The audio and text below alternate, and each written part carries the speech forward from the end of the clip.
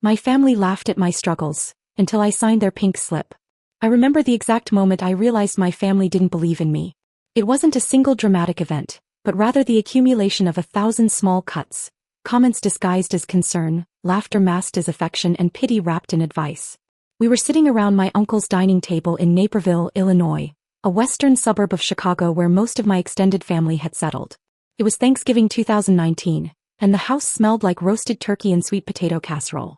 My cousin Derek had just announced his promotion to senior account executive at a Fortune 500 company, and everyone was raising their glasses, congratulating him like he'd just won the lottery.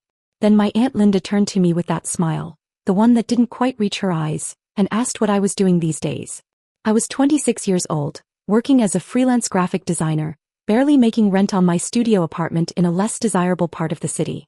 I'd been trying to launch my own design agency for 2 years, but clients were scarce and the competition was brutal. I told her I was still building my business, that I had a few promising leads, that things were looking up. The silence that followed was deafening.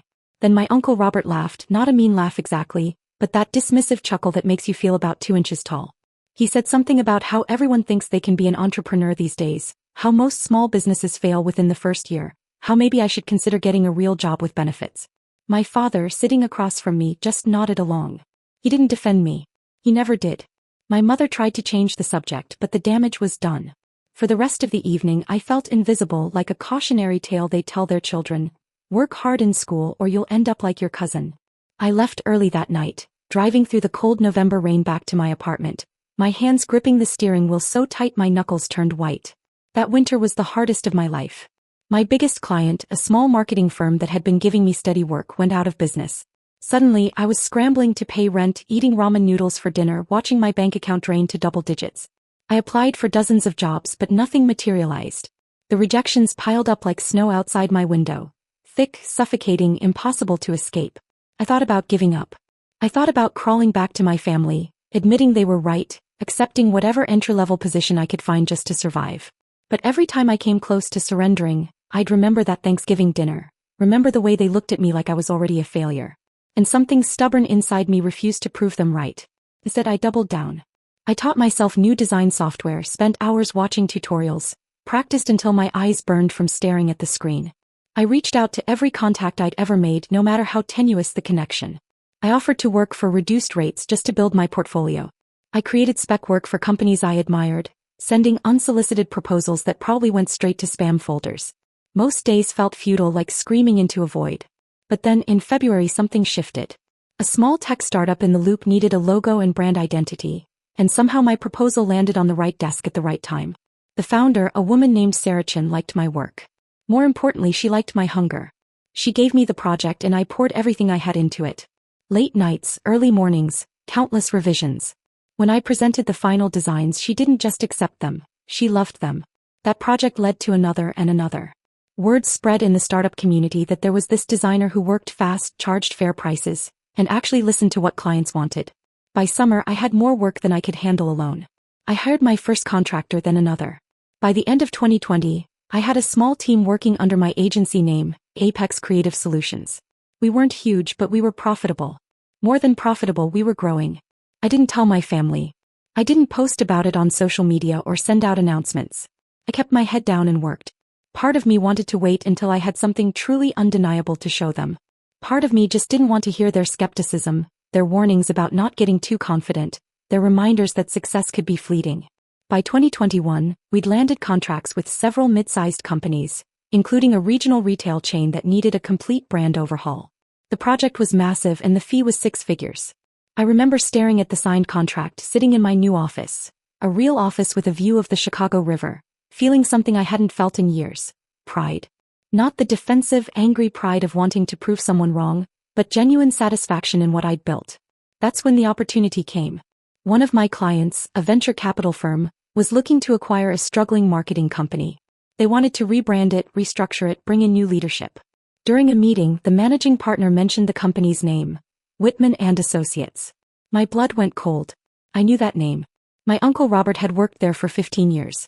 So had my cousin Derek, the golden boy from that Thanksgiving dinner. The managing partner asked if I'd be interested in leading the creative restructuring after the acquisition. It would mean a significant contract, possibly a long-term consulting role. Without really thinking about the implications, I said yes. It was only later, driving home that evening, that I realized what this could mean. If the acquisition went through, if I took the position they were offering, I'd have authority over the company. Real authority. The kind that comes with difficult decisions about staffing, about who stays and who goes. I'd have power over the people who'd laughed at my struggles. The acquisition process took 3 months, and during that entire time I felt like I was living in 2 separate realities. In one reality, I was the successful founder of a thriving design agency, consulting with venture capitalists, attending high-level meetings in glass-walled conference rooms where people actually listened when I spoke. In the other reality, I was still that kid at the Thanksgiving table, invisible and dismissed, carrying the weight of every doubt my family had ever expressed about me. I didn't tell anyone in my family about the Whitman and Associates deal. Not my parents, not my siblings, certainly not Uncle Robert or Derek. Part of me knew I should recuse myself from the project. There was an obvious conflict of interest. But the venture capital firm didn't know about my connection to the company, and I told myself I could remain professional, that I could separate personal history from business decisions. I'm not sure I believed that even then. The due diligence phase revealed what I'd suspected. Whitman and Associates was in serious trouble. They'd been hemorrhaging clients for 2 years, losing ground to more agile competitors who'd adapted to the digital marketplace while Whitman clung to outdated strategies. Their creative department was essentially defunct, producing work that looked like it belonged in 2005. Revenue was down 40%. Employee morale was rock bottom. The company was circling the drain and everyone inside knew it. In April 2022, the acquisition was finalized. The venture capital firm Meridian Ventures officially took control of Whitman and Associates. I was brought on as creative director and strategic consultant, with a mandate to completely overhaul the company's brand positioning and internal structure. My first day walking into that office in downtown Evanston felt surreal. The building was tired, with worn carpet and fluorescent lighting that hummed constantly. The open-plan workspace was half empty, desks abandoned by employees who'd already jumped ship. I'd requested a list of all current employees before my first day, and I'd studied it carefully. Robert Crawford, my uncle, was listed as Senior Marketing Director. Derek Crawford was an account manager. Seeing their names in black and white, knowing I'd soon be in a position of authority over them, created a knot in my stomach that I couldn't untangle. Was this justice? Karma? Or was I about to become the kind of person I'd always despised? My first week was spent in assessment mode, meeting with department heads, reviewing past campaigns, examining financial reports. I scheduled one-on-one meetings with key employees, including my uncle and cousin. When Robert walked into my office for his meeting, I saw the exact moment he recognized me. His face went through a series of expressions: confusion, surprise, and then something like embarrassment or maybe fear. He sat down stiffly in the chair across from my desk. He didn't ask how I'd gotten there. He didn't congratulate me on my success. Instead, he dove straight into defending his department's recent performance, explaining away the failures with excuses about market conditions and budget constraints. I listened quietly, taking notes, watching this man who'd once made me feel worthless now scrambling to justify his position to me. I should have felt triumphant. Instead, I felt hollow. Derek's meeting was worse. He came in with false confidence, that same swagger he'd had at Thanksgiving, but I could see the anxiety underneath. He tried to buddy up to me, talking about family, asking about my parents, suggesting we grab lunch sometime to catch up. The phoniness of it was almost painful to witness. When I asked him about his client portfolio and recent campaign results, his answers were vague and defensive. He hadn't been performing well for months, and we both knew it. Over the next several weeks, I worked with Meridian's leadership team to develop a restructuring plan. The company needed to cut costs dramatically while simultaneously investing in new talent and technology. That meant layoffs. Significant layoffs. The executive team asked me to identify which positions were essential and which could be eliminated. They trusted my judgment. They had no idea they were asking me to decide the fate of my own family members. I spent sleepless nights wrestling with this decision. I looked at performance reviews, client feedback, project outcomes. I tried to be objective, to evaluate Robert and Derek the same way I'd evaluate any other employees. And the truth was undeniable. They were underperforming. Robert had been coasting on past successes for years, resistant to change, clinging to strategies that no longer worked. Derek had gotten his position through nepotism. Robert had hired him, and he'd never developed the skills or work ethic to truly earn his place. If they were anyone else, the decision would have been easy. But they weren't anyone else. They were family. The same family that had made me feel worthless, yes, but still family. I thought about holiday dinners, about childhood memories, about my Aunt Linda who'd always been kind even when her husband wasn't. I thought about how this would affect them, about the ripple effects through my extended family. I also thought about all the talented people on my team at Apex Creative who'd worked their asses off to get where they were, who'd never had connections or safety nets, who'd succeeded purely on merit. I thought about the dozens of qualified designers and marketers I'd interviewed over the years, people who deserved opportunities but kept getting passed over for less talented people with better connections. In June, I submitted my recommendations to Meridian's executive team. The list included 42 positions to be eliminated, including both Robert and Derek Crawford. I remember sitting in my office after I'd sent the email, staring at my computer screen, feeling sick to my stomach. I'd just signed my family's pink slips. The thing they'd once mocked me for not having, job security, stability, a real position. I'd just taken that away from them. The layoffs were scheduled for the following week. HR would handle the actual notifications, but as creative director, I'd be present for the meetings. Company policy. I had 3 days to prepare myself for what was coming, 3 days to figure out how I was going to look my uncle and cousin in the eye while their careers crumbled. I called my mother that night. I didn't tell her what was happening. I couldn't, not yet, but I needed to hear her voice. She talked about ordinary things, about my father's retirement plans, about my younger sister's new apartment.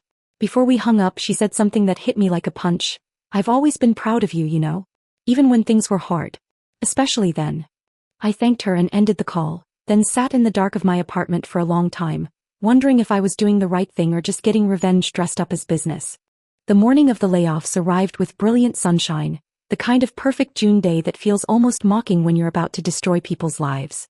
I arrived at the Whitman & Associates office at 7:30, an hour before the first termination meetings were scheduled. The HR director, a professional woman named Janet Morse who'd seen dozens of these restructurings, had coffee waiting in the conference room where we'd conduct the meetings. She'd done this before. She knew the script, knew how to deliver bad news efficiently and legally. My role was primarily symbolic, showing leadership, answering questions about the future direction of the company. The termination meetings were scheduled in 30-minute intervals throughout the day. Robert was scheduled for 9 o'clock. Derek for 9:30. I'd specifically requested they be early in the day.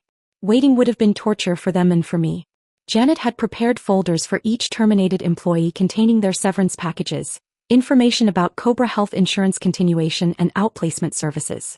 The company was being relatively generous, given the circumstances. 2 weeks of pay for every year of service, plus an additional month. For Robert, who'd been there 15 years, that meant over 7 months of severance. For Derek, who'd only been there 3 years, it was barely 2 months. At 8:55, I watched through the glass wall of the conference room as Robert walked toward us. He was wearing a suit that looked slightly too big, like he'd lost weight recently. His face was drawn, and I realized he probably already knew what was coming. Word had leaked, the way it always does in these situations. The office had been tense all week, people whispering, updating their resumes, bracing for impact. Janet greeted him professionally, asked him to sit down, and launched into the prepared statement. His position was being eliminated as part of a comprehensive restructuring. The decision was final and effective immediately. He could collect his personal belongings under supervision, and security would escort him out. She slid the folder across the table, explaining the severance package and benefits. Robert didn't look at the folder. He looked at me. His eyes were red, whether from anger or tears or sleepless nights, I couldn't tell. He didn't say anything at first, just stared at me with an expression I'll never forget, betrayal mixed with something that might have been resignation. Finally he spoke, his voice hoarse. He said he understood this was business, that he knew the company was struggling. But then he asked me directly if I'd recommended his termination. Janet started to intervene to remind him that personnel decisions were confidential, but I held up my hand. I owed him honesty at least. I told him yes. I'd reviewed all the positions and made recommendations based on performance metrics, client feedback, and future company needs. His position hadn't met the criteria for retention. I kept my voice steady, professional, even though my heart was hammering in my chest. He nodded slowly, picked up the folder, and stood. Before he left, he said something that cut deeper than any insult he'd ever thrown at me during my struggles. He said he hoped I was proud of myself, that I'd gotten my revenge, that this was what I'd wanted all along. Then he walked out without another word. Derek's meeting 30 minutes later was different. He came in angry, already defensive, demanding to know who'd made the decision to fire him. When Janet explained it was a leadership team decision based on multiple factors, he turned to me and started yelling. He called me petty, vindictive, said I was using my position to settle old scores. He said everyone in the family would know what I'd done, that I'd destroyed his career out of spite. I let him vent. I didn't interrupt, didn't defend myself. When he finally ran out of steam, I told him the same thing I told Robert, that the decision was based on performance data, that his client retention rate was among the lowest in the department, that the company needed to move in a different direction. It wasn't personal, even though he'd never believed that. He left threatening to sue, which Janet assured me afterward was an empty threat. The severance package was generous, and the documentation of his underperformance was thorough. But his words stayed with me, echoing in my head as I sat through 17 more termination meetings that day. By 5 o'clock I was exhausted, emotionally drained in a way I'd never experienced before. That evening my phone started ringing. First my Aunt Linda, crying, asking me how I could do this to my uncle, to my cousin. Then my father, his voice cold, telling me I'd crossed a line, that family should come before business. My younger sister texted asking what had happened, saying everyone was talking about it, that Thanksgiving was going to be incredibly awkward. My mother called last, and she was the only one who didn't immediately condemn me. She asked me to explain what had happened, and I did. I told her everything, about the acquisition, about the restructuring, about the performance issues, about the impossible position I'd been put in. She listened without interrupting, and when I finished she was quiet for a long moment. Then she said something I didn't expect. She said that sometimes doing the right thing doesn't feel good, that leadership means making hard choices that hurt people you care about, that being fair isn't the same as being kind. She asked me if I'd been fair in my assessment, if I'd evaluated Robert and Derek by the same standards as everyone else. I told her yes, honestly yes. She said that was all anyone could ask of me, even if the family didn't see it that way right now. But even her support couldn't erase the guilt. I kept thinking about Robert's face, about the way he'd looked at me like I was a stranger, or worse, like I was someone he'd known all along but had been hoping he was wrong about. I thought about Derek's anger, about my aunt's tears, about the fracture I'd created in my family that might never fully heal. The following weeks were brutal. The family group chat, which had always been active with photos and jokes and plans, went silent. When my sister got engaged in July and announced it, congratulations poured in for her, but when I added my own message I was met with silence. Radio silence. At my grandmother's 85th birthday party in August, which I almost didn't attend, Robert and Derek didn't speak to me. Robert's wife gave me looks that could have frozen fire. Other relatives were polite but distant, clearly uncomfortable with the situation. Only my mother and sister treated me normally, and I could tell even that was costing them. They were caught in the middle, trying to maintain relationships with everyone while the family divided into camps. Several relatives posted vague messages on social media about loyalty and betrayal, clearly directed at me even though they never mentioned names. Meanwhile, at work the restructuring was succeeding. We'd brought in new talent, implemented modern strategies, and started winning back clients we'd lost. Within 3 months, Whitman and Associates, now rebranded as Whitman Strategy Group under my creative direction, was showing signs of recovery. Revenue was up. Employee morale was improving. Meridian Ventures was pleased with the progress. So pleased they'd offered me a permanent position as Chief Creative Officer with equity in the company. I should have been celebrating. I'd accomplished what they'd hired me to do. I'd saved a dying company and built something successful from its ashes. But every victory felt hollow because of what it had cost me personally. I'd gained professional success and lost my family in the process. And I couldn't shake the feeling that maybe Derek had been right. Maybe this had been revenge dressed up as business. Maybe I'd been lying to myself about objectivity and fairness. Late one night in September, unable to sleep, I pulled up the performance data again. I reviewed every metric, every client review, every project outcome for Robert and Derek. And the truth was still there, undeniable in spreadsheets and documentation. They had been underperforming. Objectively, measurably underperforming. If they'd been anyone else, I wouldn't have questioned my decision for a second. But they weren't anyone else. And that was the problem I couldn't solve. 6 months after the layoffs, I received an unexpected email. It was from Derek, and the subject line simply read, "Can we talk?" My first instinct was to delete it, to protect myself from whatever anger or bitterness he wanted to throw at me. But something made me open it. The message was brief and surprisingly measured. He said he'd been doing a lot of thinking, that he wanted to meet for coffee, no drama, just a conversation. He said he owed me an apology. I stared at that last line for a long time. An apology. From Derek. The same person who'd called me petty and vindictive, who'd accused me of destroying his career out of spite. I didn't trust it, but curiosity won out. We agreed to meet at a neutral location, a Starbucks in downtown Chicago, halfway between both our worlds. When I arrived, Derek was already there, sitting at a corner table with 2 cups of coffee. He looked different. Thinner, tired, but somehow more grounded than I'd ever seen him. The cocky swagger was gone, replaced by something that looked almost like humility. We exchanged awkward greetings and then he got straight to the point. He told me that losing his job had been the worst thing that had ever happened to him and also maybe the best.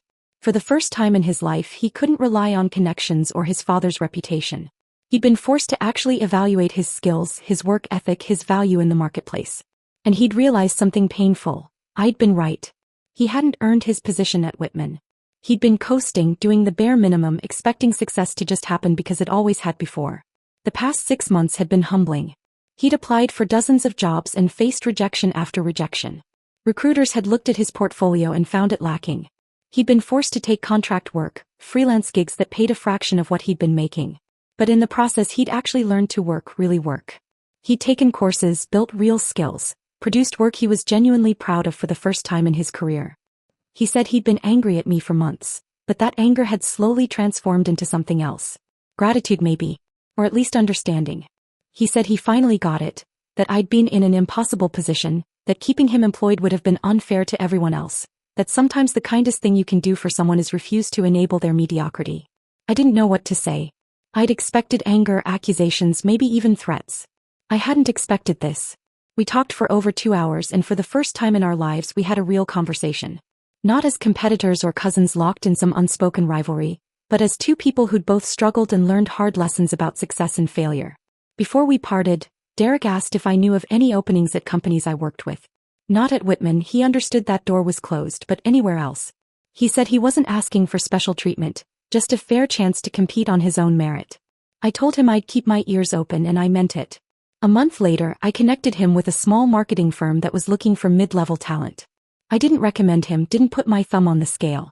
I just made the introduction and let his work speak for itself. He got the job on his own. When he sent me a thank you text, I felt something shift inside me, some of that guilt finally beginning to dissolve. Robert was a different story. He never reached out, never acknowledged what had happened beyond that initial confrontation. Through family gossip filtered through my mother, I learned he'd found consulting work but was struggling with the transition. His pride had been wounded deeper than Derek's, and he didn't have the resilience of youth to help him bounce back. My Aunt Linda had gone back to work as a teacher's aide to help make ends meet. The financial impact on their family had been significant. Part of me wanted to reach out to try to build some bridge. But I realized that Robert had to make that choice himself if he ever would. I couldn't force reconciliation, couldn't apologize for making a decision I still believed was correct, even if it had hurt him. Some wounds take longer to heal and some might never fully close. The family dynamics gradually thawed as time passed. At Christmas dinner that year, Robert and Linda didn't come, but Derek did. It was awkward at first, everyone dancing around the elephant in the room. But as the evening progressed and wine flowed, conversations normalized. My father pulled me aside at one point and said something that surprised me. He said he'd been too hard on me after the layoffs, that he'd reacted emotionally without understanding the full situation. He said he was proud of what I'd built, both with Apex Creative and with the Whitman turnaround. It wasn't a full apology, but coming from him it meant something. Maybe he'd finally stopped seeing me as the struggling kid from that Thanksgiving dinner and started seeing me as someone who'd proven himself in the real world, someone who'd faced impossible choices and made them. By spring of the following year, Whitman Strategy Group had not only recovered but was thriving. We'd doubled our client base, won several industry awards, and become known as one of the most innovative mid-sized agencies in the Chicago area. Meridian Ventures had been so impressed they'd used our restructuring as a model for other acquisitions. I'd been promoted again, now serving as Chief Creative Officer for their entire portfolio of marketing companies. My own agency, Apex Creative, was still growing too. I'd hired a managing director to run day-to-day operations while I focused on the bigger strategic picture across both companies. The struggling freelancer who'd eaten ramen noodles and wondered if he'd ever succeed. That person felt like a character from someone else's story. But I never forgot him. I kept a photo on my desk from that Thanksgiving dinner in 2019, not as a reminder of pain or triumph, but as a reminder of perspective. Success hadn't made me better than anyone else. It had just given me different challenges, different responsibilities, different ways to fail or succeed. I'd learned that power is a strange thing. When you don't have it, you fantasize about what you'd do with it, how you'd wield it, who you'd punish or reward. But when you actually hold it, when you're the one signing the pink slips, making the decisions that alter people's lives, it's not satisfying. It's just heavy. And the weight of it never fully goes away. Looking back now, I don't regret my decision to recommend Robert and Derek's termination. The company needed to survive, and keeping them employed would have been unfair to everyone else who'd actually earned their positions. But I also don't take pride in it the way I once thought I might. There's no victory in other people's struggles, even when those people once laughed at yours. What I'm proud of is what came after. The way I handled the guilt without letting it paralyze me. The way I stayed open to Derek's olive branch instead of nursing old wounds. The way I continued to work hard and build things not to prove anyone wrong anymore, but because I'd discovered I actually loved the work itself. My family laughed at my struggles once, yes. And I did end up signing their pink slips, watching them face the same uncertainty and fear I'd once known. The tables turned exactly the way I'd fantasized they might during my darkest moments. But the actual experience of it taught me something I couldn't have learned any other way. Revenge is a hollow victory, and real success isn't about defeating the people who doubted you. It's about becoming someone you can respect, someone who makes hard choices with integrity, someone who uses power responsibly even when it costs you something personally. I still see my family at holidays. Robert and I exchange polite greetings now, though we'll never be close. Derek and I grab coffee every few months, and I genuinely enjoy his company. My relationship with my father has improved, built on mutual respect rather than his approval. And I've built a career I'm proud of, not because of what my family thinks of it, but because I know what it took to create it.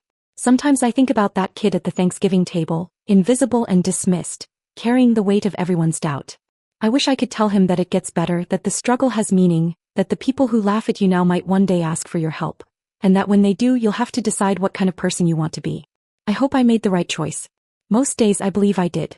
And maybe that's all any of us can hope for. To face impossible situations and make the best decisions we can with the information we have, knowing that everyone will judge us differently, knowing that we'll probably judge ourselves most harshly of all. The pink slip I signed changed everything.